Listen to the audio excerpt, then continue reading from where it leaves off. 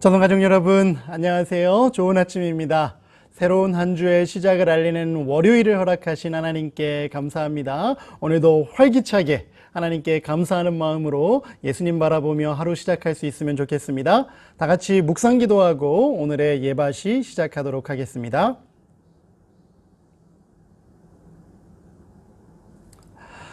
지난주에 우리 함께 불러봤던 그 찬미 371장 구주 예수 의지함이라는 찬미, 오늘도 한번 불러볼 거거든요. 예수님 의지하면서 살기로 결심하면서 이 찬양 큰 목소리로 불러보도록 하겠습니다. 1절과 2절 오늘 아침 함께 부르도록 하겠습니다.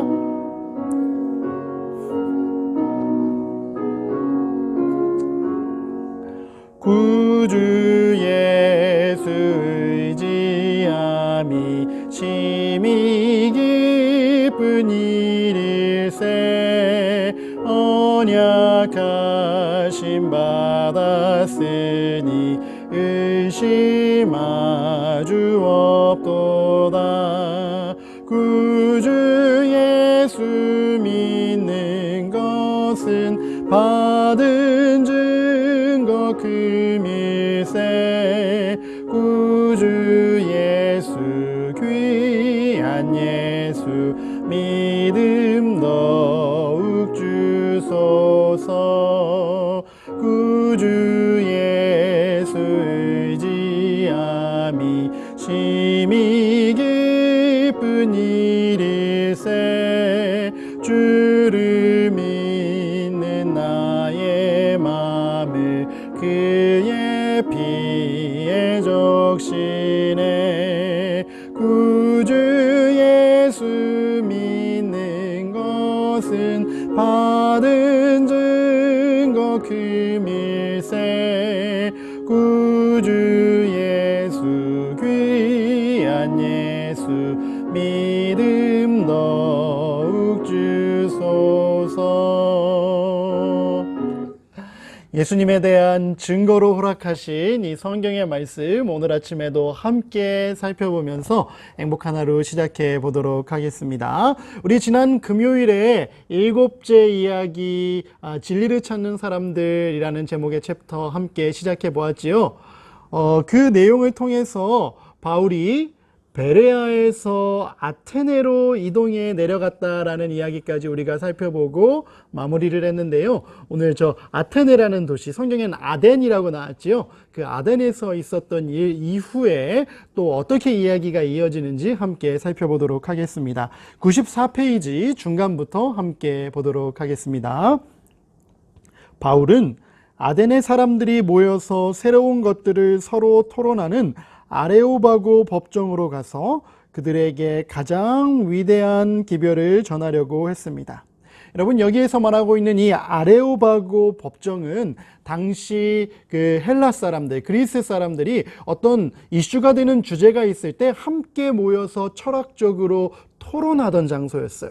그렇게 철학자들이 함께 모여 토론하고 대화하고 가르침을 받던 장소에서 이 바울이 예수님에 대해서 설교를 하기 위해, 예수님에 대해 토론하기 위해 나갔다는 거예요.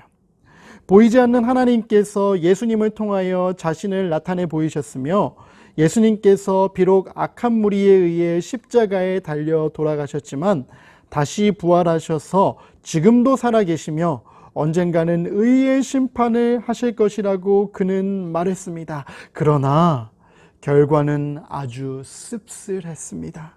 어떤 사람들은 죽은 자가 다시 살아난다는 말을 듣고 비웃었어요. 그러나 어떤 이들은 우리가 다음에 이 일에 대하여 당신의 말을 다시 듣겠소 하고 말하기도 했습니다. 믿는 사람은 겨우 몇 명뿐이었습니다. 여러분, 당시 이 헬라 철학으로 머릿속이 온통 가득 차 있던 당시의 이 아테네의 사람들은 바울이 전하는 말을 잘 믿으려고 하지 않았어요. 죽은 사람이 다시 살아난다라는 가르침 자체를 철학적으로 믿지 않았기 때문에 바울이 부활하신 예수님에 대하여 설명했을 때 많은 사람들이 콧방귀를 뀌면서 믿지 않았다는 거예요. 어떤 사람들은 나중에 더 많이 들을 테니 오늘은 여기까지만 합시다 하고 떠나버렸고, 예수님에 대한 메시지를 받아들인 사람들이 몇 명 되지 않았다라고 성경은 기록하고 있어요. 바울의 마음에 조금은 실망이 됐을까요? 맞아요. 바울도 사람이었기 때문에 실망이 좀 됐을 거예요. 하지만 그곳에서 실망하지 않고 바울은 또 다른 선교지를 위해 떠났어요. 마침내 바울은 아테네를 떠나 고린도를 향했습니다. 지도를 한번 다시 볼까요? 이곳 아덴에서 복음 사역에 큰 결과를 거두지 못하자 그는 그 옆에 있는 도시, 또 다른 대도시였던 고린도를 향해 떠나게 되었던 거죠. 그의 마음 가운데는 고린도 같은 큰 도시에서도 아덴에 있을 때와 같은 일을 당하지는 않을까 하는 생각이 들었습니다. 목사님이 아까 이야기했지요. 바울도 사람이었던지라. 그 당당했던 바울도 염려가 되기 시작했어요. 아테네에서 사람들이 예수님을 받아들이지 않은 것처럼 이 고린도라는 잘 먹고 잘 사는 도시에 사는 사람들도 내 말을 잘 들어주지 않으면 어떡하지 하는 염려를 가지고, 그러나 선교적인 열정을 품고 고린도로 향했어요. 고린도라는 도시에 도착한 후에 바울은 아굴라와 그의 아내 브리스길라를 알게 되었어요. 그들은 천막을 만드는 사람들이었는데 바울의 직업도 역시 그들과 같았기 때문에 그들은 곧 친하게 되었습니다. 이 고린도라는 도시에서 아굴라와 브리스길라라는 부부를 첫 번째 친구로 사귀고 함께 동역하게 되었어요. 바울은 여전히 회당을 찾아가서 복음을 전하기 시작했습니다. 그러나 그는 큰 어려움에 부딪히고 말았어요.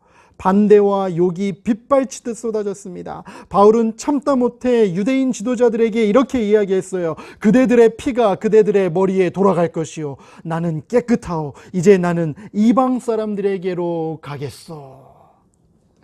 바울이 각기 다른 헬라의 도시들을 방문하면서 가장 먼저 복음을 전했던 대상들은 유대인들이었어요. 흩어져서 살고 있던 유대인들에게 복음을 가장 먼저 그리고 가장 많이 전했는데, 그 유대인들이 자꾸 반대를 하니까 바울이 이번에는 이렇게 이야기했던 거예요. 이제 나는 누구에게 가겠다고요? 이방인들에게로. 하나님에 대해서 알지 못하는 자들에게 가서 복음을 전할 터이니 나머지는 당신들의 책임이요라고 말을 하고 이제 선교의 영역을 다른 곳으로 넓히게 된 거죠. 참으로 용기가 꺾이는 일이었습니다. 바울은 하루에도 몇 번씩 저런 사람들에게도 계속 복음을 전할 필요가 있을까 하고 의심을 품었을 것입니다. 그러던 어느 날 밤 예수님께서 환상 가운데 바울에게 말씀하셨습니다. 무서워하지 말라. 침묵을 지키지 말고 말을 계속하라. 내가 너와 함께 있으니 아무도 너를 대적하여 해치지 못할 것이다. 이는 이 도시에 내 백성이 많이 있음이니라. 아멘. 오늘 여기까지 살펴보도록 하겠습니다. 고린도에서도 반대를 경험하게 되자 바울의 마음에 실망이 됐어요. 하나님, 나 일 계속해야 될까요? 의문을 품고 있을 때 예수님께서 꿈속에 나타나셔서 걱정하지 마 바울아. 내가 너와 함께 있으니 아무도 너를 해치지 못할 거야. 내 눈에 보이지는 않지만 앞으로 이 도시에서 예수님을 믿을 사람들이 정말 많으니 끝까지 복음을 전하거라.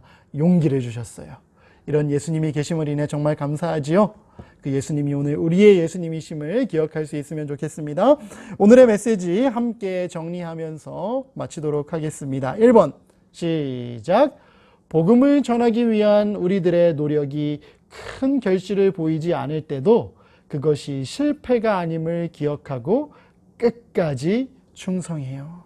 아테네에서 복음을 전했을 때 예수님을 믿게 된 사람들이 얼마 되지 않았다라고 이야기했죠. 하지만 하나님의 눈에 보기에 그것은 결코 실패가 아니었어요.